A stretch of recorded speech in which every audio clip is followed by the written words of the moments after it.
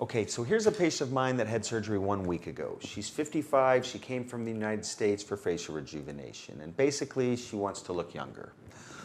She's bothered by her lower eyelids, so we plan an eyelid surgery, and she's bothered by the face, and mostly by her neck, this excess tissue under the neck. So the plan for her face was a facelift / neck lift. That's going to use an incision that tucks around the hairline, around the ear, inside the ear, and then back behind the ear in natural creases. So that ends up being essentially hidden once it's done and healed. And with that, what we can do is basically lift up the skin and then lift up the muscle as a separate layer. That's called a deep plane facelift, and we do that in essentially all patients. I think that's the most powerful technique in facelifting, because by lifting the muscle, you're lifting the architecture of the face and fixating it essentially where it was prior. So that's able to essentially restore someone's younger anatomy and make them look like a younger version of themselves, and very natural. So everyone in our practice pretty much gets a deep plane facelift. That allows us to lift the mid-face, that restores facial volume to the cheekbone and gets rid of the nasolabial fold. It allows us to lift the jawline to get rid of jowls and to get a tight, smooth jawline, and it allows us to lift the neck. Essentially, in a patient like this with a lot of neck excess, we can bring the neck way up and back and get that neck crisp again. The other part of her procedure was facial fat grafting. And aging is caused by descent of facial structures, laxity of skin, and loss of volume.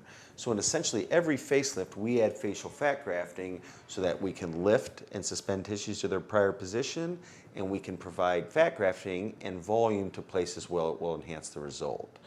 So in a patient like this, once we lift everything, we fill in areas that have lost volume over time, as well as areas that are youthful and full in a younger face. So in this patient, we did fat grafting nasolabial folds, marionette lines, genomental angle, infraorbital or underneath the eyes, basically to restore volume. And then we also provided volume in naturally full areas in youthful faces, like the cheekbones, the temples, and she got some in the lips as well. So she had a great procedure. It was very efficient. Took 3 hours and 50 minutes. So she woke up immediately and went right back to the recovery suites. She's had an excellent recovery so far. She's post-op day 7. So here she is. She's right in the middle of the healing process. So she's got swelling and bruising. I tell patients to expect to look strange or bizarre the first week, and then after that it starts getting better. At a week, she's not so bad, but you can see her incision. It's still very fresh, but it's hidden around the ear, and even zooming in on it, looking for it 1 week after surgery, is pretty inconspicuous. And although she's swollen and probably looking her worst as far as things are going to go, we can see the total facial structure has changed. Her volume is up and back, and look at her neck. She's got a nice, crisp, beautiful neck and a beautiful jawline at the height of swelling. So that's only going to get better as the days go by. I'm quite excited for her, and I think we're going to get a fantastic result.